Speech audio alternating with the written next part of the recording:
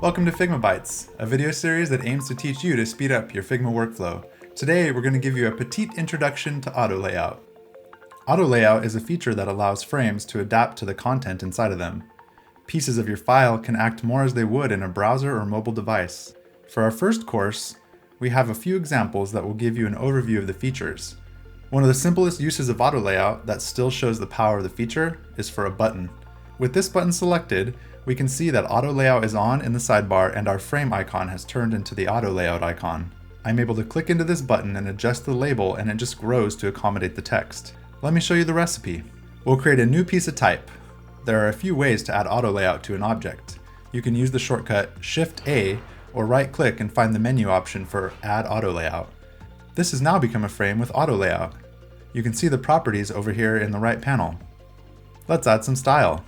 We can now come in and type whatever we want and it adapts. You can also adjust the properties to change padding uniformly, or we can adjust them individually. Let's taste another morsel. Here are some shapes inside a frame. Another way to add auto layout is by clicking the plus in the right panel.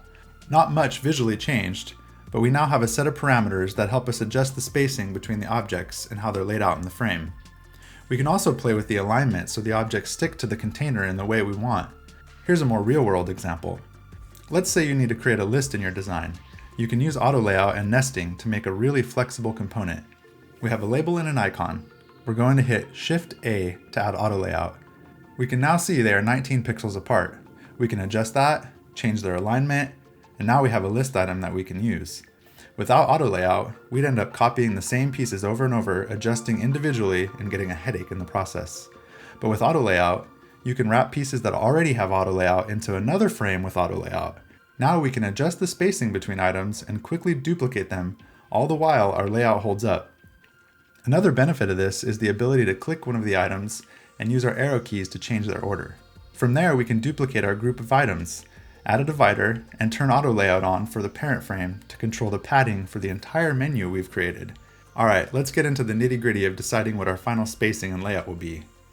We've now got a piece of UI that is really flexible and easy to make adjustments to without a lot of hunting and pecking around. And that's how you achieve auto layout. I hope this Figma Bite helps you lay out ludicrous layers in your Figma files. Thanks for watching.